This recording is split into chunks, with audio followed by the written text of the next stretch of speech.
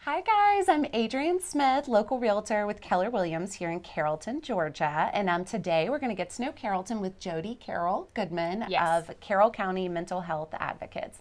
Jodie, how you doing today? I am good. I'm excited. Good. I'm excited too. So I guess first of all, Jodie, tell me a little bit about your background, where you're from, how you ended up here. So, I am originally from South Fulton County. I came here in 97 to attend West Georgia, and I essentially been here ever since. I started working at the Housing Authority as a freshman in college. Got the job posting off the Career Services Board and worked there until 2018 in every capacity you could possibly imagine. Oh, I bet. Yeah. So I'm an adopted Carrolltonian, I think. Nice. And okay, so you said you started off on a board for Carroll County Mental Health Advocates when it was kind of just a little in the infant stages, right? Yeah, I did. So our then probate court judge Betty Kaysen in 2008 held a community stakeholders meeting. She was seeing the same families, the same individuals come in and out of probate court as probate court handles mental health for our community. If individuals are a threat to themselves or others, probate court is the entity that handles that and those orders if they need to be taken in against their will to be assessed and evaluated. Probate court handles that. So Judge Kaysen was seeing those same families, individuals coming in and out of her court, and she was like, we need to address this as a community. This is a crisis. So she held a meeting, and I attended that first meeting.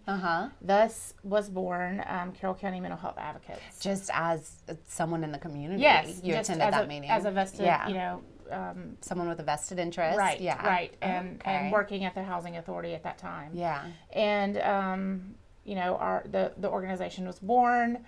We provided services to the community as just a volunteer board over the years. I know. Hi guys. And hey guys for joining it. Oh, Jeremy, we were already talking about we were talking about you, Jeremy Moore. And then in 2018, I had been at the Housing Authority almost 20 years and just was ready for a change. And so I made a leap of faith, and here I am. Okay. And if you feel like getting into it, why was just being a mental health advocate really important to you and worth taking a huge leap of faith career-wise? So at the Housing Authority, I had, for the last 10 years of my time there, had worked with the hardest to serve populations, those individuals who were homeless and living with mental illness or disability, and really became passionate about serving those individuals. Just really passionate. And as I reflected, through my own lived experiences with family members, particularly my father, I just really felt passionate about continuing to serve that population. And when I made the transition over to Carroll County Mental Health Advocates, as I became the director here, I eventually was able to tell my story, and my personal testimony, and that was very life-changing for me. Liberating. Yeah, it really was. And through that, I've been able to grow, and continuing to tell my story is huge for me, for my family, and my growth, and being able to help others living with mental illness and addiction. So I think it's been a huge transformation all the way around. So awesome. Yeah. Okay. I guess so. Just very practically, for anyone wondering, like what your mission is and what you do and what you hope to do more of here. Yeah. So our mission is simply Carroll County Mental Health Advocates is the missing link for individuals and families living with mental illness and addiction. We serve to provide resources and services for those individuals and their families. We facilitate a mental health pretrial diversion program in state court and city municipal court here, which offers a diversion program for individuals who are charged with misdemeanor crimes, who are also living with addiction. And that allows these individuals to, rather than remain in jail, go back to jail, or get on probation, it allows them to get into treatment programs, which ultimately is a huge win-win for everyone. It's a savings for taxpayers, and it's a win-win for the client because they're getting the treatment that they need. Right. Last year, we were able to serve, I think, 54. I should have had those numbers in front of me. 54 individuals we can through find that program. Yeah. Wow. And we're very proud of that, and continuing to serve individuals this year. We also offer a vast array of other services that I think we're going to talk about. Yeah. Yeah. So. And I guess, so Jodie, I'm kind of learning, you got into it when these people had already been to court, like something awful has happened, by that point. And the goal here is to try to find ways to intervene, get the community more aware, and provide options so that it doesn't have to go there. A lot of us may have a lot of family that could help and guide us in the right direction, but there are so many people in the community that just don't have that, and it has to get bad before they get help. So hopefully with more awareness here, that can start to change. Yes, we're hopeful.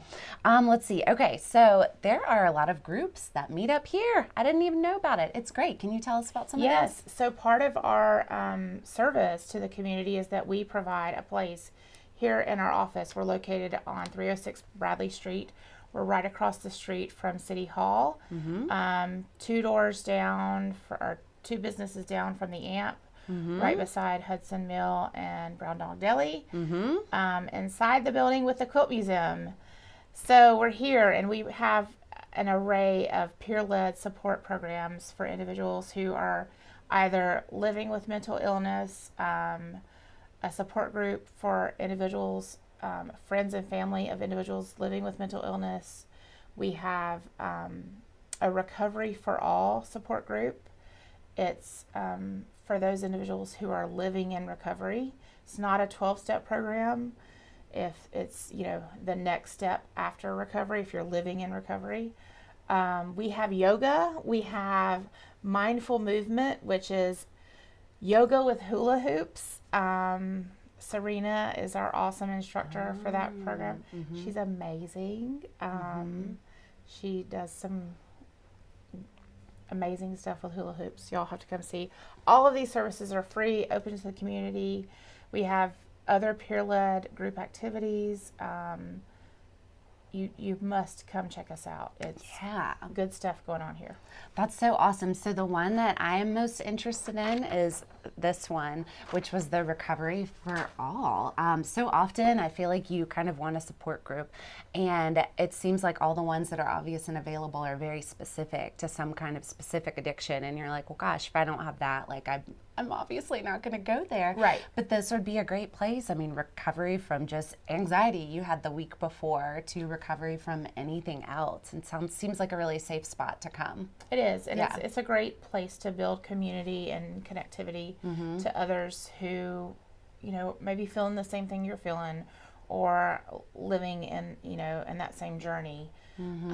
So a safe place to just kind of connect with others, I think. What did you say earlier about a village? Yeah, so we sort of have adopted this motto. The old saying, it takes a village to raise a child. Well, we've sort of altered that to say it takes a village to adult.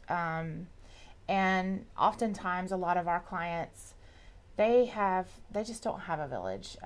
For whatever reason, they have no family support. We want to provide this space as a place where they can build community here, and offer a place where they can find a support system, build a new village. Even if it starts with one person, then they take that one person and they add members to their village. So, that's our ultimate goal. That's so awesome. Yeah, I'm so excited about that.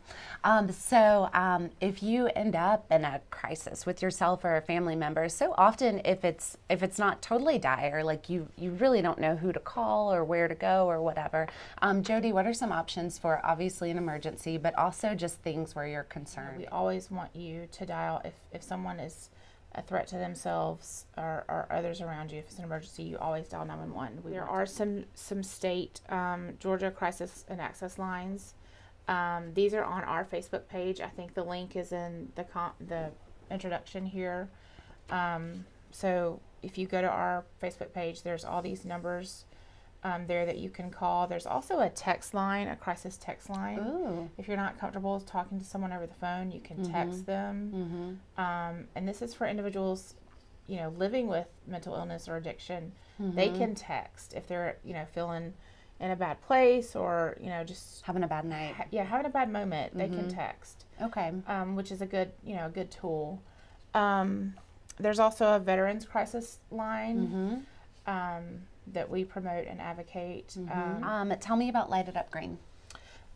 Shine Green Carroll is an initiative that Shine. that we partner with Willowbrook every May. May is Mental Health Awareness Month, and we will start kicking off this campaign in March this year. We are so excited. We promote it and try to get businesses, individuals, agencies to light up their homes, their businesses in green. So we will be kicking that off. We're going to do some video promotions and sort of challenges this year. So keep an eye on social media for Shine Green Carroll. Our goal, I think last May, I want to say we had about 20 partners that lit up their businesses green. What are some ways community members could help or get involved where you're trying to build up and you're lacking? Yeah, so we have volunteer opportunities available. We have what we call mental health advocates. You can contact us if you're interested. It's a 4-week training program to become a mental health advocate. It's modeled after the CASA program, which CASA is court-appointed special advocates for children. Yep. But our program serves adults, 18 years and older. So if you have a passion for working with those living with mental illness or addiction, contact me. We'll talk about it. After the initial training period, it's about a 10-hour per month commitment, and with continuing education on top of that.